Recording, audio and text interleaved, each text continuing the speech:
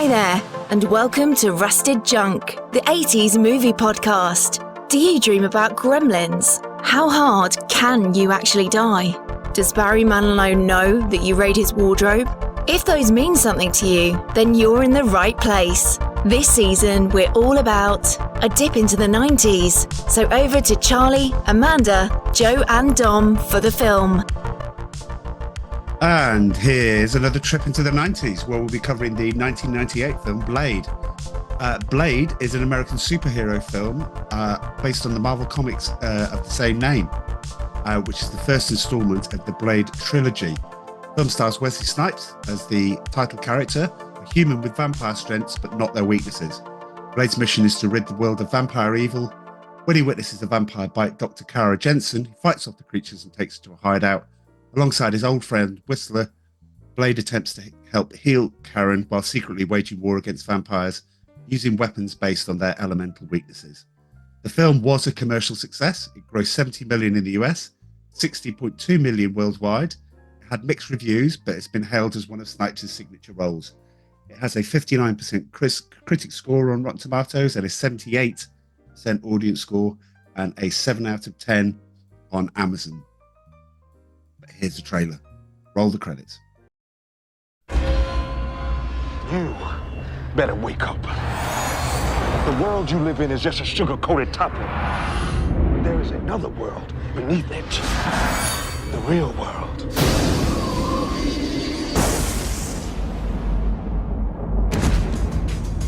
For thousands of years, they have existed among us. You keep your eyes open. They're everywhere. Chances are you've seen them yourself and didn't know it. A secret nation. Our livelihood depends on our ability to blend in. With a lust for power. We should be ruling the humans. These people are our food. They've got their claws into everything. Politics, finance, real estate. There's a war going on out there. He makes the weapons. I use them. Now, one will lead them to conquer mankind. Tonight, the age of man comes to an end. We're gonna be gods. And one will try to stop him dead. There are worse things out tonight than vampires. Like what? Like me. Half human. Blade's mother was attacked by a vampire while she was pregnant. Half immortal. You got the best of both worlds. All our strengths, none of our weaknesses. He is their greatest fear and our only hope. It's open season on all vampires.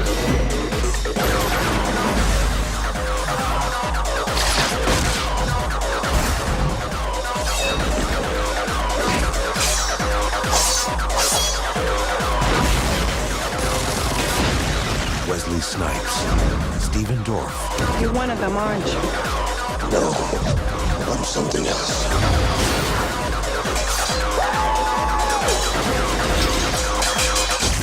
Blade.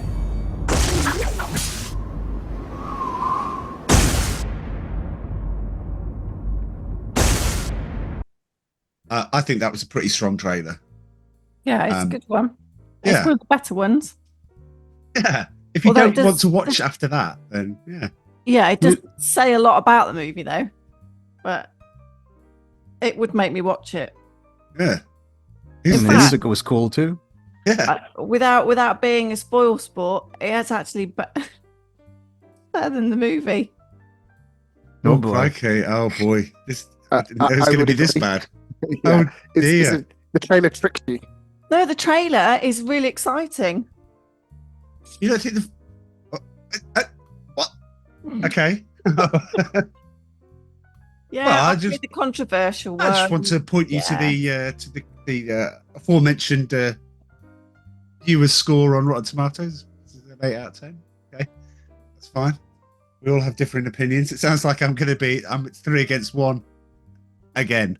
But anyway, last bit of I'd like to start before we go to I'd like to just say that this isn't the first Marvel film.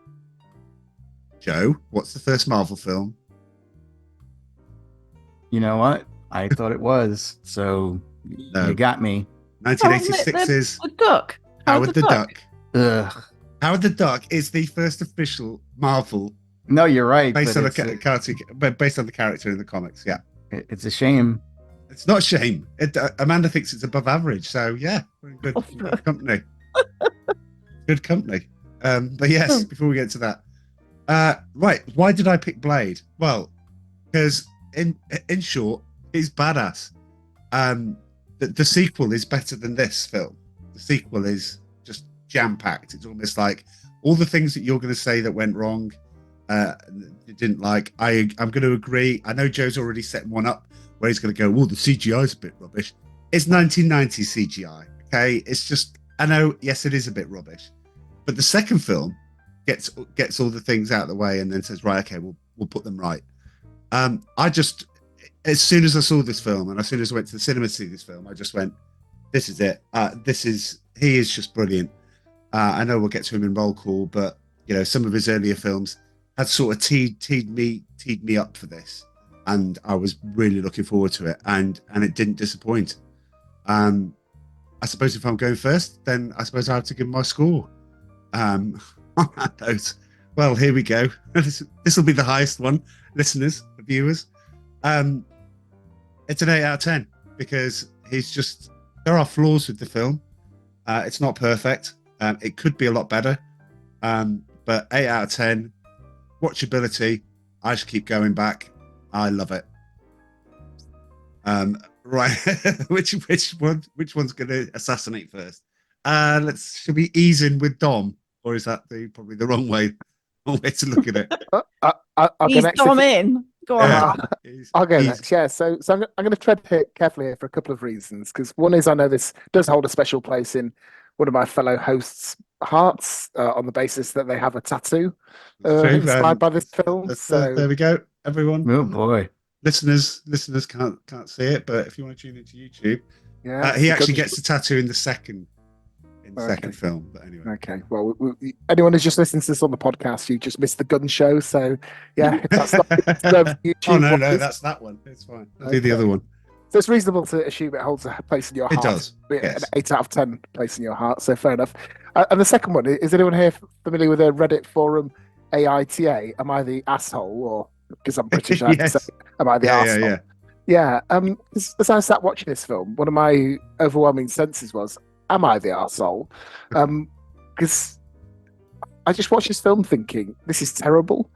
The acting's shocking, the direction's sloppy, the plot's mediocre. But people I like and respect, not just people on this pod, but friend of the pod, Frankie G, when I told her we were doing this, she sent me a great choice chef's kiss emoji for this choice. And I know I do have a problem with the whole genre. I'm not a fan of the whole superhero Marvel universe world at all. So I'm looking forward to this pod to discover, as I fear I may be, whether or not I'm the arsehole. But for me, this is a 1 out of 10 film. Change my mind. God. My mind, yeah. Good Lord. Yeah. So if you thought you were gently. When have you ever given up? And why did you choose this film to bring out your one card? Yeah, I do reserve the right to use a 0 in the future. But yeah, for me, this is dross. Yeah, really poor. What is there to like in it? Barely any redeeming features. Oh my God, Dom! I don't know where we go from here. I'm shocked. I don't know what to say. Well, as our listeners and my fellow hosts are reeling from that, then yeah, over to you. Oh, I wish I had an alcoholic drink in front of me now. One. Right. 1 out of 10. Well, yes, eased in by Dom there. Yeah. Well, thank you. It's great. Joe, give me something, man. I mean, throw me a freaking bone here. Throw me a bone. So I never saw this in the movies because I was never a fan of Blade in the comics, because I felt like vampires shouldn't belong in the comics, like in Marvel especially. I mean, that's like you got Spider-Man, Fantastic Four, Captain America. Blade is just a vampire hunter. But also Dracula was in Marvel comics too, which I never collected. So I never collected Dracula, never collected Blade. So that's part of the reason why I never saw the movie. So this is the first time I'm seeing it. And I will say Wesley Snipes was kick-ass. He was very good. And a lot of his movies he's really good in. And I did kind of do some research as to what happened to him, because he should be a much bigger star and we should be seeing more movies with him in it, and he had a lot of problems, especially with tax evasion. Yeah. Happened. I think he had a bad manager, because I think he could have been a lot better filmed. Absolutely. And, and I think he got a big head. But anyway, back to this movie. He was really good in this. I really enjoyed his performance. I enjoyed, his moves. My name here, I have Vampire Hunter D. I can guarantee you none of you have seen that movie. It's actually a Japanese anime, which I think that Blade the comic book precedes Vampire, as it precedes is before Vampire Hunter D came out in the 80s. And I think the comic book Blade came out in the 70s. Vampire Hunter D is a much better movie, where it's about a vampire hunter who's, they call a vampire, who's half human, half vampire. I definitely would highly recommend it. It's more violent, it's more bloody, and it's just a work of art. I love that movie. This one, my big problem with it is kind of the story, is that I feel like I don't think anybody knows what they're doing in this movie. Like the vampires, like they could have prevented all the problems that they had with Stephen Dorff's character. It just didn't do anything for me. As a movie, I didn't think it was a great movie. It was a good action movie. It's kind of like, I'd put it in the same category as most of Van Damme movies. It's like, if it's a guy's night out and, or they got a six pack or something like that and they want to see a fun movie, watch this. But it's not going to win any Oscars. It's not a great story or anything like that, but it's a decent action film.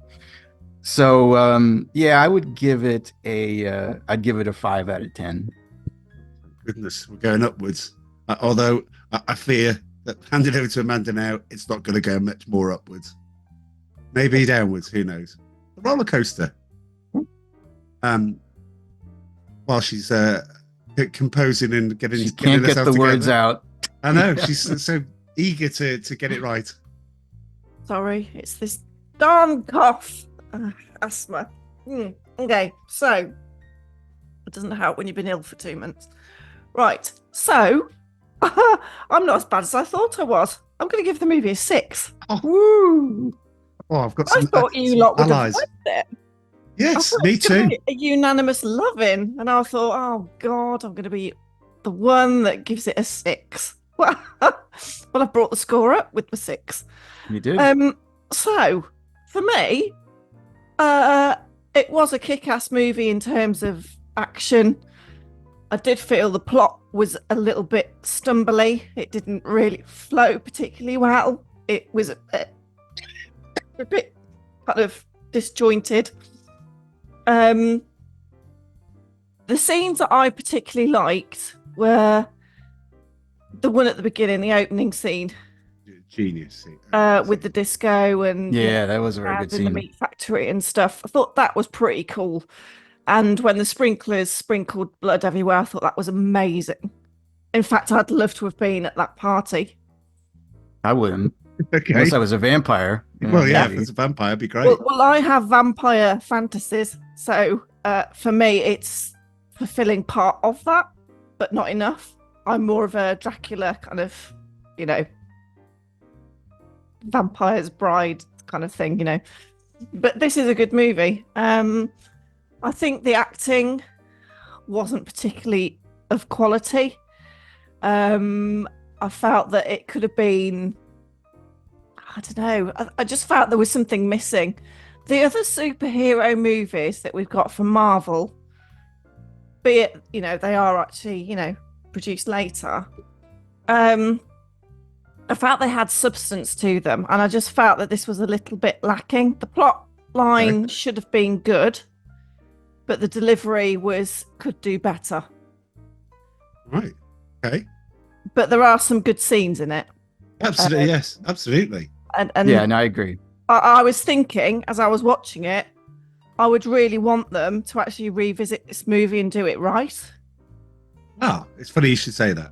But unfortunately, really? Yeah, it's so, yeah. But not woke it. Don't woke it. Unfortunately, it as it should be. Unfortunately, it's woked, which is why it's in trouble.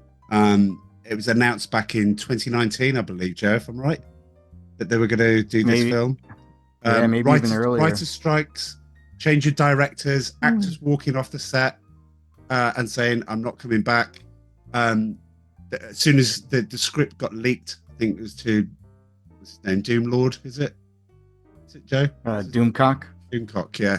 So the insider that gets all the scoops, he basically went, yeah, the script was going to put Blade, the title character, he was going to play fourth fiddle to three female leads. So basically he takes a back seat, but like the Mandalorian season 3, which is basically gets rid of the Mandalorian and installs a new one. The Mandalorian. Yeah. So the writer, it's on hold as far as I know. They put it for like August 2025. Oh. It's one of those films where you go, do you know what? If you're going to make it that way, just don't bother. Really, just don't bother. No, it needs to be spot on. It needs to be. You see, I like the Deadpool movies. There's comic humor in that. It's a good watch. It's fun, but it delivers. Yeah. Yeah. And I think this needs to go that way, but darker. Yeah. That would be a good way to do it.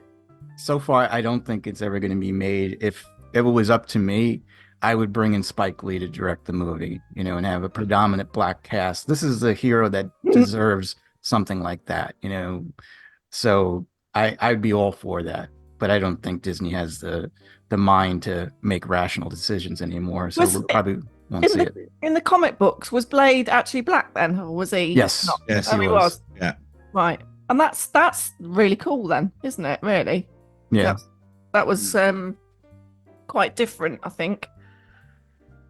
My it was written in the 70s. My contribution to this discussion is I've just learned there's a shadowy influencer called Doomcock. Is that what I heard? Yeah. Yeah. Just one letter away from Doomcock. So I'll leave that vision in your mind. Of doom. Yes. Just to lower the tone a little bit, but yeah. He's the thorn in the inside. He is the thorn in the side of all the Hollywood because he manages to get these scoops. People whistleblow to him. In fact, he told you what was going to happen in Indiana Jones, and I think, am I right? Is it worth saying that he was responsible for getting Indiana Jones changed because he got it hold sounds of the like script, which is Indiana Jones. How did it originally end? Is that he died and she took over? Yeah, like he died in the past, and so she took his hat and his whip, and then we got to see scenes of her in Raiders of the Lost Ark, running away from the giant ball rock, and her in Temple of Doom in the Last Crusade. Yeah, that's what they wanted her to do, so that he never existed, and it was always her that was Indiana Jones. So thankfully, because of his scoop, Disney went, we can't have that ending because it's not going down well at all. Well, I'll have to check out this namesake of my penis and see what obviously nobody knows his identity because he keeps his. Some actually think it's me. I've been told many times that they think it's me. Yeah. Well, you can see the resemblance when you look at him, I suppose. Anyway, no, it's just the way I discuss things on the podcast. We have very similar views. So, although we weren't talking about it in the podcast, obviously. Weren't talking about it in roll call.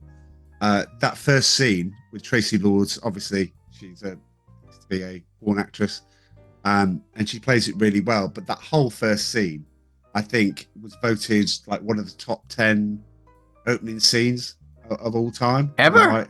Yeah. I find that kind of like, well, it's just who did the voting there, and where was this? It's Wesley Snipes' family, basically, that did that. And I mean, it's a cool scene. I didn't even know that was Tracy Lords. That's Tracy. Yes. Yeah. Look at you feigning surprise. I didn't know this. I didn't. This actress called Tracy Lords. No, I know Tracy Lords, but I didn't know that was her. I forgot she was in the movie. All right. Yeah. Well, right. Couple of things. One is hopefully none of us really recognise it was Tracy Lords that closely, because if you've ever seen Tracy Lords in a porn film, you've watched child pornography because she was a minor when those were filmed, and so the day after her 18th birthday. Was she? Oh, okay. Yeah. Right. So Tracy Lords, entire film, I think with one exception maybe, was made prior to being 18. The whistle got blown on that, and all of her stuff. God, I never knew that. Yeah, no, start panicking, start deleting it. Yeah. So she was a minor, and the 2 days after her 18th birthday, she turned her back on that side of the industry and then just became a regular actress and obviously spokesperson against the porn industry as well. So yeah, hopefully none of us were too familiar with her from that opening thing. I actually thought it was the same actress was in The Matrix when they met Neo for the first time. But anyway, if we're praising this scene after maybe the abattoir, goes to this club, which I think Amanda said she would actually quite like to have visited. Can we just take a moment for that guy that she takes in there? He must say the word "woo" in an unironic way more than any man has ever said it before. All he does is walk like "woo" and dancing and looking excited until it all obviously goes a bit tits up for the guy. But yeah, "woo." That would be my summary of this opening scene. Blimey. All right, Mr. 1 out of 10. Let's get to roll call. Let's. It's a very short roll call this time. So anyway, nevertheless, here we are. Here's roll call. Roll call. Okay, Wesley Snipes. Anyone? Wesley Snipes' best film is New Jack City. There, I've cut to the chase. Wow. Okay. Yeah. I never seen that one. Demolition Man is my favorite with him in it. Yeah, see, Demolition Man's kind of hard to. Yeah, I do like him in White Men Can't Jump. Oh, I like him in that too. He's good. Like I said, he's a good actor in almost everything that he does. But damn, his career was cut short. Yeah. Yeah, absolutely. I mean, I don't know if anyone for the prep, I didn't actually put Wesley Snipes' personal life. I'm sure Dom might have actually got something, or Amanda. I don't know. Yeah, 3-year prison sentence for tax evasion, 2010 to 2013. Yeah, he did the old trip down to Chokey, and that was it. The career never really recovered after that, unfortunately. Well, he was in The Expendables 3 for about 10 minutes. Well, yeah, as I say, never really recovered. The Demolition Man reuniting. Yeah, so New Jack City, Jungle Fever, White Man Can't Jump, Rising Sun. Remember that with Sean Connery? Yep. Yeah. He's good in that. Demolition Man. Passenger. Yeah. Yes. Always bet on black. Passenger always 57. Bet on black. That's really that was one of your little sayings for a while, wasn't it? I seem to remember. Yeah. Wasn't that Passenger? What was it? Passenger 57. 57. Yeah. And it's even referenced in other films. I've forgotten the film it was. I'm going to Passenger 57 his ass. I'm like, yeah, I've heard that too. How's that film suddenly become into pop culture folklore? But yeah, still there we are. Okay, well that was quick on Wesley Snipes. It's going to be even quicker for Stephen Dorff. Stephen Dorff, my God. Wow. Yeah, go on. Well, I'd never seen him before. What's he been in? I'd say he's been in one good film. What one good film was that, Dom? Backbeat, the biopic of the guy in the Beatles, Stuart Sutcliffe, the fifth Beatle, the one that. Oh right, yeah. Okay. It's not a brilliant film, to be honest. Probably only of interest if you're interested in the Beatles, but I am, and he is good in it. I would say he does do a good performance, and it's kind of worth watching if you're in the mood. That's my glowing review of it. But that's his best film. Everything. Do you know when that movie came out? Roughly 1994. So it's before this. Yeah, I'd like to see that. A bit more of a serious actor at one stage. Did Power of One was his breakthrough, then did Backbeat, and then Blade. So he was on a decent trajectory. But then I think he just became a bit, his looks got him so far, and that was that really. In a few music videos. So, with some actors, it's kind of difficult to figure out why their career didn't take off. We talked about Wesley Snipes, previous people. We've talked to Steve Guttenberg when we were focusing on the 80s and things like that. I think with Stephen Dorff, it's dead obvious why his career didn't help much more beyond this, because he's just not that good an actor, I would suggest. He's not very attractive either. Okay, interesting, because I think he was a bit of a pretty boy back in the day. I didn't think much to him. His name kind of sucks too. I think I would change my name if I was going to be an actor. Well, yeah, it's not blessed in this film. Stephen Dorff plays Deacon Ward. So, yeah, it's damned both ways, really. Joey Deacon being a playground insult in the United Kingdom for a number of years. But we can't talk about that anymore because the kid was disabled. So, yeah. Anyway, yeah, back to Stephen Dorff. So not one of the super hunks, obviously, but not even that attractive, no. When I looked down this, I was expecting to see loads of films that I recognised. I was like, oh yeah, so it's all geared up, and it's 80s films. I can't quite recollect what they are, but I'm sure I'll get a reminder. I'm looking at this list of films going, it feels like Grosse Pointe Blank. I'm drawing a freaking blank here. I can't see anything that I enjoyed. Backbeat, I must have missed, Tom. I do apologise, because I actually do remember liking that film.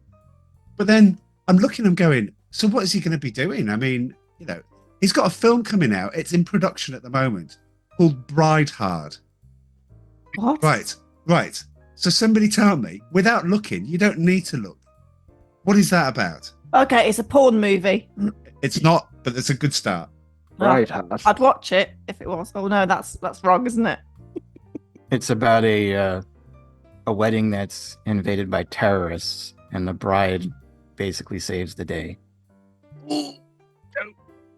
I've got to give it to you, but the synopsis, the 2-line synopsis is: when a mercenary group takes a lavish wedding hostage, they have no idea what they're in for, as the maid of honor is actually a secret agent ready to rain hellfire upon anyone who would ruin her best friend's wedding. What the? Yeah. It's a play on Die Hard, isn't it? But the worst thing is, you expect to see Stephen Dorff's name in there and nobody else that you know. But Anna Chomsky, who was in My Girl with Macaulay Culkin, Yeah. Rebel Wilson's in it. Jeez. And I'm like, what? Definitely won't watch that then. No, but you kind of like, that's either going to be incredibly awful. Yes. Or I'll just stop you there. It's going to be incredibly awful. Right, okay. Yeah, let's just. I mean, should take the it be plunge. called Bridemaids Hard instead of Bride Hard? Oh. Can we all just take a moment to appreciate how good weddings can be, though? Last wedding I went to was so memorable. It was absolutely brilliant. So, yeah, maybe I'll watch it. It was yours. So, yeah, I would hope it would be. That was the last wedding you went to? No, joking. That was good. Okay. Yeah, weddings are great. I hate fucking weddings. Here's the memorable weddings. Anyway, I've bogged this down. Let's go on to Chris Christopherson, yeah? Yes. Over to you, Dom, on that one. I've got Convoy. That's about it. He's the only credible person in this film. Let me just start with that. He's the only person who can act. I'm not a fan of westerns either, as well as the Marvel universe, but Pat Garrett and Billy the Kid is a good western. If anyone's seen that, he was BAFTA nominated for that. That's about the closest we get to any Oscar bants on this pod today. Right. A Star is Born. So these kind of big ticket. 70s Oh yeah, of course. I think that was his big movie. Yeah, although he was in Heaven's Gate, which is for people who are interested in the history of Hollywood, got a load of people blacklisted. So it's an infamous western, kind of took pot shots. Was considered to be unpatriotic, anti-American sentiment to it. It's kind of worth watching for anyone who's got an interest in the history of film and the history of Hollywood. And that kind of cost him his A-list status, really. And more recently, less interesting films. But what's really interesting about Chris Christopherson is he's got this rich life outside cinema. So he was a Rhodes Scholar. So that's a scholarship program open to elite students of foreign, particularly Americans, I think, but not exclusively Americans. So people like JFK, I think Bill Clinton, whatever your personal opinions of them are, but were Rhodes Scholars. He served in the U.S. Army. He was a captain flying helicopters stationed in Germany. He's a musician that's won a ton of Grammy Awards for his country and Western. So he's just got this kind of rich tapestry. He's lived his life well. He's got 8 children from 3 marriages, so he's not doing bad. Not firing blanks then, is he? No, and I don't know if anyone's a fan of Leonard Cohen. If you're in the right mood, he wants Leonard Cohen, the first 3 words from Bird on the Wire on his tombstone: like a bird on the wire, like a drunk in a midnight chair, I've tried in my way to be free. I thought, he sounds like a sort of guy to go for a beer with, or maybe a glass of something stronger. Yeah. I like Chris Christopherson, and he's. I know there's some love in this pod for Wesley Snipes' performance in this, but for me, Chris Christopherson's the best thing in it. There. And still, you never went above a 1. You're couldn't even give 2 marks for Chris Christopherson. Yeah. When am I going to get my chance to put the boot in? Have we finished roll call? Because everybody else has achieved nothing. And the bloody nightclub. So I mean, that's got to be at least a 2. Let me just say before we move off roll call, like N. Bush Wright, who plays the alleged world's most unconvincing doctor, Dr. Karen Jensen, and Donald Leahy, is that the main sidekick? Oh my goodness, their performances are just shocking. And they are all just jobbing actors. None of them had done anything before or since. And Bush Wright, only 7 of her films have got a hyperlink on Wikipedia, and those are obscure monstrosities like Zebrahead. That's one of her that's one of her more prominent films. So, yeah, trash. One thing I found out when I was watching the movie. So, did you ever watch Family Guy over there? Occasionally, yeah. And then there was a spin-off, The Cleveland Show. Cleveland. I'm familiar with it. Not watched it much. Well, Cleveland, yeah, is his Peter's black friend, Cleveland. So his wife is the mother of Blade in this movie. She voices. Oh, okay. Cleveland's so she did wife. something then, right? Yeah, she does a lot of voiceover work. And I do want to say the two girls in this movie, they were hot. I really was, especially the mother. I thought she was really attractive. I could not believe that she's the woman that voices Cleveland's wife. So I was pretty impressed with that. So what? The mother and the doctor. Yeah, I thought she was pretty hot. Yeah. Okay. Yeah, even without a six films not hyperlinked. The doctor in the movie, though, it's really weird because like she obviously gets bitten, and then she kind of leaves a job, but doesn't leave a job, and it's like, well, in real life, people be wondering where she is. No, they would have gone that crazed, burnt guy that ran through and started biting people in the thing. Maybe she's scared. She's taken a bit of time off. Yeah, because she doesn't want to come back and see the boogeyman again. Maybe. Yeah, but it's like she's just literally abandoned her job. Their employers would be like, "Hang on a minute, where is she?" Yeah, exactly. The ho's a crime scene. It's literally can't go in or out. As someone with experience of dealing with American HR professionals, that just because you've been kidnapped by a vampire does not get you off the hook. That's they expect you back on Monday. Yeah. Yeah, come on, get back. Yeah. Well, a guy died there too. I mean, the one that she was working with the autopsy. Yeah. So I think that they might have felt that she's missing, or that she was kidnapped. They saw that she was kidnapped. Yeah. No, he didn't die. No, he became he's in the pit. He ended up. At the end, yeah, he did. But it seemed like he did. Well, they had to have buried him or something like that, and he was like he's not a vampire. Again, I don't know how he got where he got. All I'll say is I would pay to watch a film where Wesley Snipes goes and kills a bunch of American HR people. That I would, that'd be 10 out of 10 in my book. So equating them with vampires? Well, blood-sucking parasites, yeah. There's some read across there, to be honest, yeah. Wow. I did know, I didn't jot it down from trivia, but I really should have done. When they were filming the scene, Donald Teague, that was him in the makeup and stuff. As obviously the burnt guy. When they were filming it, they realised that something went wrong when he slipped. Basically, he'd had an old injury for his jaw, where it dislocated, and when he slipped, it dislocated his jaw, so that when he got up, it was it basically looked like the jaw was hanging, and this burnt guy. And I was like, when I was reading that, I was like, keep that in the film. Yeah, definitely keep it there. It's going to look amazing. Just bung him an extra couple of grand and go, there you are. Don't worry about it. We'll fix the thing by you. Put it towards your swimming pool. Everyone's a winner. Right, we're off roll call. For people that didn't realise, we left roll call quite a while back. But yes, we are officially off it now. Dom, just go into some of your, I was about to say minor annoyances, obviously major annoyances. Let's deal with it. Try and deal with it in chronological order if we can, but we might not be able to. All right. I did give it 1 out of 10, but I think the film starts okay. I'll go that far. That's about as much praise as I'll give it. So, starts with a woman being rushed into a hospital in the 60s. She's heavily pregnant. She's been bitten. That was kind of different. Cuts to Tracy Lords, bringing that guy into the club.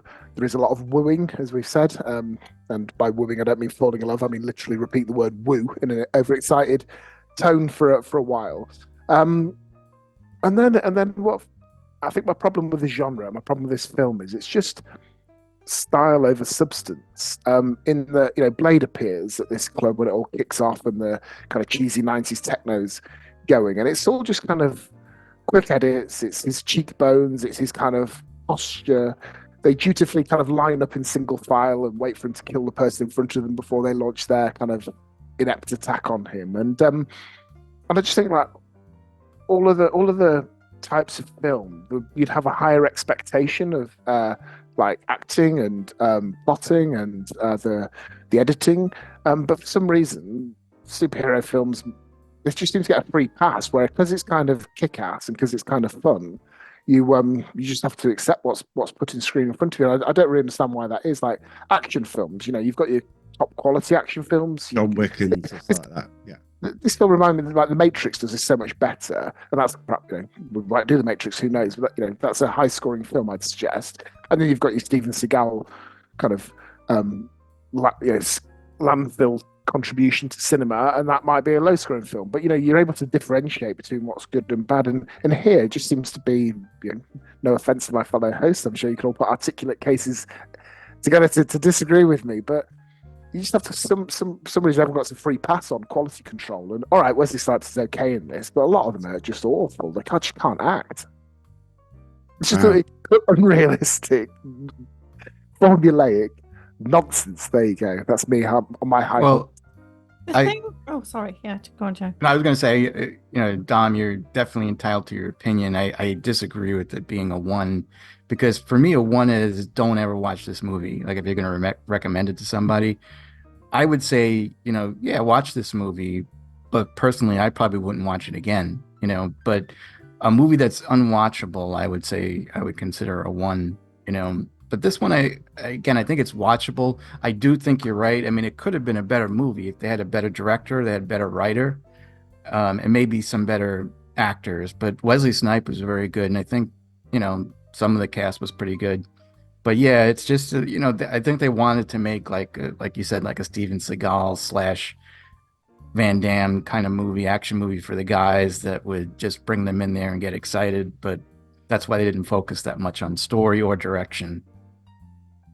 I don't want to sound like the sort of arsehole that can't enjoy a movie. Not everything has to be cinema. It doesn't all have to be thought-provoking and kind of life-changing and inspiring. I like to go to cinema and watch an entertaining film or a comedy. It's a genre that we've not explored enough on this. And I know we talked about Dumb and Dumber and things last week with Jim Carrey. I love that film. It doesn't all have to be high concept.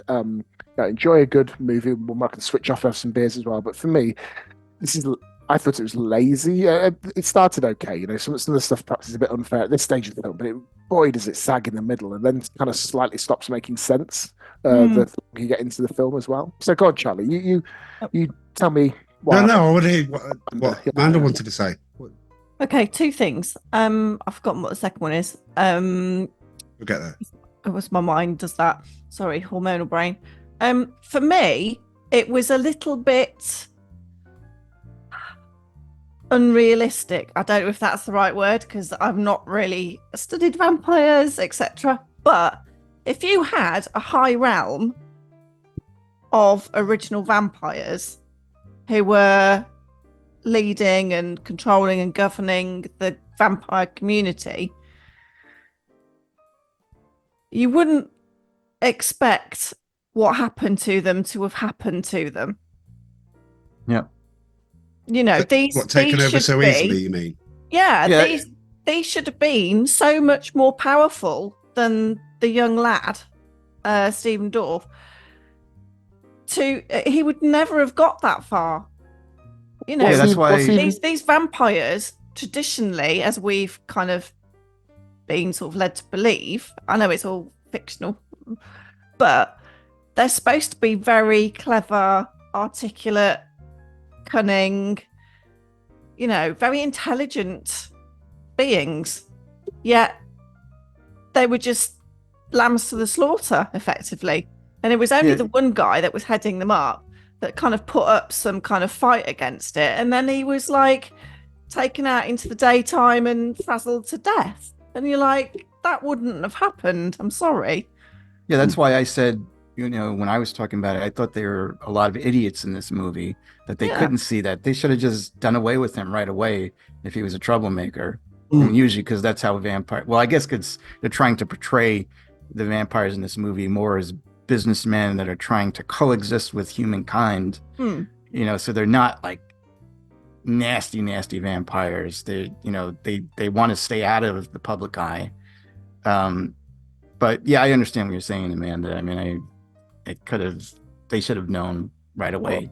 My notes on this part of the film are the vampire executive meeting is a little bit more interesting until some coked up little prick arrives, who sadly becomes the main character, because I didn't even recognize it was Stephen Dorff at first.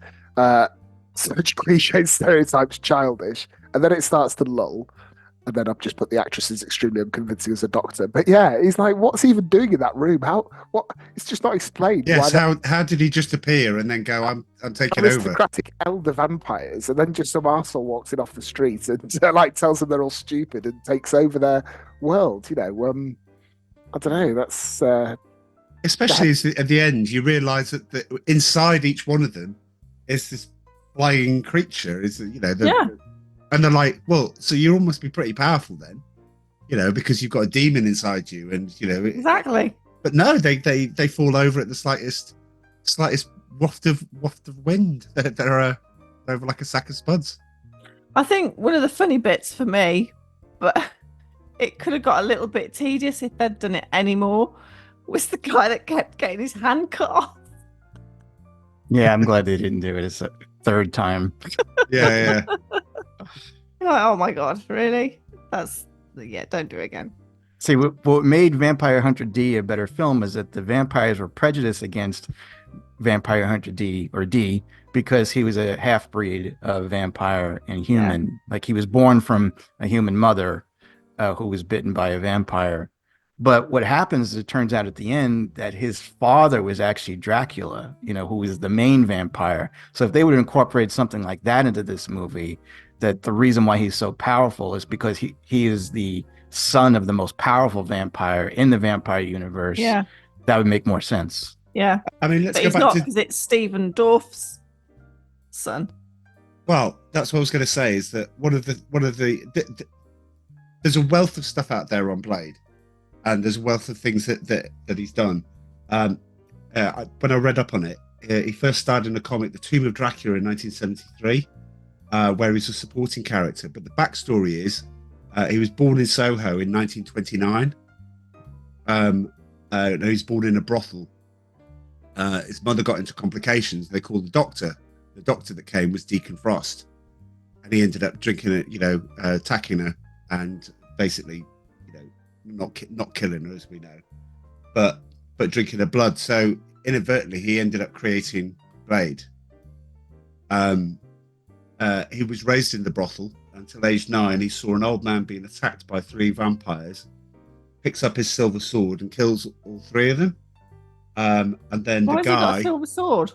Well, because it turns out that the old man was being attacked by the vampires because he's a vampire hunter. So he ends up taking in. I know we're going to go into the legalities of taking in a 9-year-old, but then he was living in a brothel. So I mean, but and he had access to weaponry as well. Yeah, but it is Whistler, because Whistler only appeared the first time in a 1994 Spider-Man comic. So that's why the character of Whistler is in Blade, is because it turned out it was so popular 4 years before. But yeah, Blade was fighting Dracula in the Darkholders, they were called. Sounds like a great band. But yeah, he was fighting them. He was on Doctor Strange's team. So there's so many different places you could go with Blade. But no, you're right. They end up going with this story. And in the film, if it ever gets made, that would be a good film. That would be a good way to try and introduce it into the MCU. It's a bit more Batman, isn't it? Yeah. Essentially, I would say he sees some guy getting attacked and wants to kind of right the wrong. And I would say for me, in the comics, he's better in a group than he is individually. Kind of like how Ant-Man is with the Avengers. And I think he would work better in the MCU if he didn't have his own movie, but we knew he was Blade. He was part of a team. I did want to say one bullshit that kind of was in this movie that you kind of mentioned. Okay. All right. Well, yeah, that he was using silver bullets to kill the vampires. That doesn't work against vampires. That works against werewolves. True. Yes. But surely there's some folklore somewhere that he was coating them in garlic or something. Well, there's a lot of the vampire laws just abandoned, isn't it, about holy water and crosses? But come on, Charlie, I'm keen to hear from you. Like, we're sitting here kind of slagging it off, and I feel like I'm dragging everyone down to my level of cynicism. You like the film, so talk to us about what you enjoyed. Well, probably Barry, since you trailered it about 10 minutes ago, I've been thinking about it. I guess it's like I grew up with comics. I grew up with not comics in the sense that Joe did, and certainly Jack on your podcast did as well, Joe. You know, I got the Eagle every Saturday morning to go down and get 2000 AD and the Eagle and just read that. And we had the Beano and Dandy. Yeah, Whizzer and Chips, for those that remember that. And I had Buster, which was like a kind of a newish one in the 80s. But this is a long run up. But but it's going to be very quick, and I'm kind of like looking for a superhero. I'm kind of looking for proper comic book, superheroes to come along, and then you get Batman, and you think, oh, okay, this is going in the right direction. This is all right, and then it's just so different because I knew nothing about Blade. The first time I saw it, it looked like it was kind of some of the scenes John Woo-ish, where it's all like slow-mo and and then he puts his big jacket everywhere and it looks like a cape and things like that. And I guess you've got the Iron Man pose where he drops down and he does the Iron Man pose way ahead, 10 years before Robert Downey Jr. does it. And you're like, this is cool. It's got a bit of horror in there, not much really, but it was just different. And I think because I wasn't expecting, I don't quite know what to expect. I think it just had an effect on me, and yeah, loved it since then. And yeah, fair play. It's obviously a personal film to you, and hence the tattoo as well.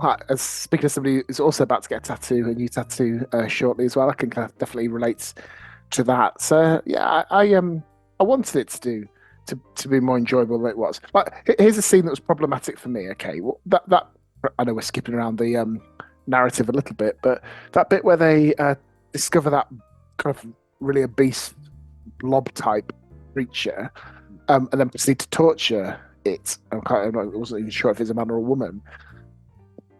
All right, you can say that plays with ideas about what good and evil is because they're performing torture, but they do it really gleefully. And that doctor, who's a medical professional allegedly, just joins in at the drop of a hat, burning this person alive with a UV. Yeah, she seemed to take great pleasure in that. First do no harm, and he's like, "Yep, give me that thing." First opportunity to torture somebody to death. Oh, roll my sleeves up and get stuck in there. And what was that creature? I just put some sub Jabba the Hutt style creature. What was it doing there? He's probably like Renclaw, from Dracula, like where, kind of a servant to couldn't really the vampires. No, he's a fat fuck, Just reminded me of some of those people you occasionally send to us on the WhatsApp group, Joe, which is some things that I can't unsee, frankly. But yeah. Well, at least they didn't try and fuck it, didn't they? They just tortured it to death, so that was good. What about the plot? What about the plot for the Blood God? I mean, you might think it went all wrong and it could have been done better, and you're probably right. It could have been done better, but let me just get my cynical comment out of the way, and you lot can tell me the good points about it. But there's a brilliant classic Austin Powers moment, isn't there? Right in that scene where just shoot her. No, I'm going to put her in an easily escapable situation, and then just assume that she's dead. And it's like that also preempts the Austin Powers series. So that made me smile as I was watching that. But yeah, anyway, I've slagged it off enough. No, how didn't he figure out when he was down there that you could do, you could get some bones and do that? Well, to be fair, did he not ever try it? It was half dead, I think. Was he some sort of zombie? But yeah, it wasn't the world's trickiest situation to get out of, really, was it? This is the thing about vampires. I thought they could, suspend themselves on ceiling and, walk up those are Lost Boys vampires. They're different. Have we got different varieties of vampire then? Well, I guess everybody has their own lore in regards to vampires in this movie. But yeah, I just felt like, again, when they were doing the ritual and Blade's blood was flowing into the crevices and all that, I was like, it's not working because there was no pomp and circumstance. It was just like, well, blood's flowing through the stones and it's coming down. And I felt like that was a problem because to me, it just seemed like, well, it didn't work, But then all of a sudden it's like, oh, it worked. And I think part of that was the budget. The CGI, like I said, was awful. That part when Steven Dorff was ripped in half and the blood was clinging his lower torso to his upper body. That was a joke. It was like The Abyss had never been made, or Terminator 2. It's like they'd never got some good special effects. I mean, the budget had run out because they could have done a lot better with that. It was very shonky. Yeah, shonky. It's been a few pods since we heard that word, which, as we established, is indeed a legitimate word. But it is, even though Joe still doesn't believe us. No, I never said that. I believe you. Okay. No, I mean I think for 2 hours it was too long, but it also feel like the ending was rushed. I just called it to mind. I was watching Lock, Stock and Two Smoking Barrels, and I'm like, if Joe had problems with previous films that we sent him, I'm like, all right, keep your Allens on. Oh, not when you've got Liberia's deficit in your skyrocket. That mean anything to you, Joe? I've watched that movie several times, and I just accept it as that's something that they say. I have no idea what they're saying, but it's like, whatever. It must be an insult. Let's not go too far down that road, because I'm hoping somebody chooses Lock, Stock on this season. So you never know. Yeah, better than Trainspotting. Already made that clear. I'm sorry I keep on torpedoing our viewer numbers and listener subscriptions by my choice of film. I have got some more popular ones up my sleeve. Trainspotting was quite popular. We've had the trip into the 90s has gone really well. It was a good decision. And good collected decision. We are trying to keep this one shorter. We've had some feedback that an hour is our target for this pod. So if you enjoy an hour, if that's your commute or your run, whatever it is, then let us know. Give us your feedback, because we had a good 10-minute discussion that nearly turned into an argument before we started recording today about what the pod should look like. So yeah, we'd welcome any listener feedback. It didn't. There's a lot of love in the room. Don't listen to Dom. It got tetchy. Right, I think this is actually probably a good time. It's like 51 minutes where we can wrap this up. And well, that'd be great. Well, we're not wrapping it up just yet because we'll hear about next week's film. That's my favourite part of the pod. Here we go. Joe, you've picked some absolute belters. You Hang really on. have. Look, I feel like I've got us there too quick. Look, before we conclude on this film, like I feel this is why we used to give the scores at the end, because we could listen to one of those opinions. I feel like I've dragged us down a bit. Are you standing by your 8, your 6, and your 5? Yeah. Yes. You're not going to even give another 2 marks, no? Well, I did Joe's comment about a 1 is unwatchable. That kind of did resonate a little bit. So it's not unwatchable, but I definitely wouldn't recommend it. And for me, it was just lazy filmmaking. So I'll go 1.5. So there you go. So you're gonna say 2? I wouldn't even bother. Yeah, I was gonna say the same thing. Take your half. You would have said 2. And take that's it home. Okay. 1.5. On the record, I'm proud of my 1.5. I don't care about your half. No, forget it. Amanda, what are you scoring this film? Just you share. Well, I told you at the start, 6. Okay, no, I thought you might. You said it's an above average film. Fine, okay. Despite all of your comments throughout, it's still watchable. I'd probably watch it again. I'd love to know your. Not anytime soon, but I would watch it again. We watched Blade 2. Watchable. Yeah, I'll watch Blade 2. I'll watch Blade 3. No, don't. There's no such film. It doesn't exist. By all means, watch Blade 3, but there are better things to do. You can just got stare some wrestler guy in it, hasn't it? Blade 3. It's got Deadpool in it. It's got Ryan Reynolds in it. Oh, I'll definitely watch that then. Oh, no, that's not a draw. That's not a draw. No, it's not. He's awful. Everyone's awful in it. You mean Deadpool? No. I mean, Deadpool's amazing. Blade Trinity with Ryan Reynolds is not. Oh, okay. Because Blade takes a back seat in that film. And I'm like, what? Anyway, right. So, yeah, we're still keeping it on the sweet spot, despite the fact that I rambled away. I feel like I need to put some sort of drum roll in for your the next film that we'll be doing. I'm going to wince slightly because you did say at the start that it might split the room, but here we go. So the problem is we only have 4 films to choose from this year, and there's so many good films in the 90s, and I did want to make you guys suffer and watch Forrest Gump again, but I can't do it because there's just so many good movies out there. I still think Forrest Gump is a good movie, decent movie. That would be one we should discuss. So I'm sorry you changed your mind, Joe, but I am intrigued. Oh, there's going to be a twist. He's going to change his mind back. No. No, I mean not today, but Oh. I will say again there were so many good movies. It's just so hard to pick from. But I was discussing this film with my nephew recently. I was trying to convince him to watch it. It was like one of my favorite westerns, Unforgiven. Oh, yeah. Yeah, sound choice there. Who's in that one? From what I remember. Clint Eastwood, Morgan Freeman, and Gene Hackman. Oh, old school then. Yeah. Wow, he got a lot of Oscar bait in there too. Yeah, but see, that's a great film for this podcast. Well, what a contrast. I mean, hopefully that's what our audience liked. So we'll go from Blade to Unforgiven. And I did say earlier in this pod I didn't like westerns, but I think good westerns are worth watching. I have seen it, but I can't remember it, so I'm looking forward to rewatching that. Unfortunately, I like to watch these films sometimes this pod with my children, but it's absolutely zero chance. It's quite a long film, isn't it, that they'll watch that. So yeah, good luck trying to keep that under an hour next week then. Oh, in 2 weeks, Charlie. 2 weeks time, yes, indeed. Off to sunny Woolacombe. Yeah.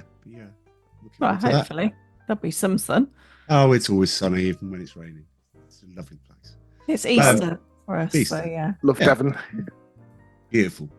Right, so on that note, Joe, as you have a podcast yourself, do you want to just have a quick promote podcast? Yeah, I do the podcast WDWNT Nerd Alert, and we basically discuss a lot of Marvel and Disney properties like Marvel and Star Wars, but we also go into DC and other comic book properties. And we haven't been happy much with what Disney's doing with Marvel and Star Wars, so that's kind of like what we talk about lately. But we have a good time in it, and it's a fun podcast, I would say, most of the time.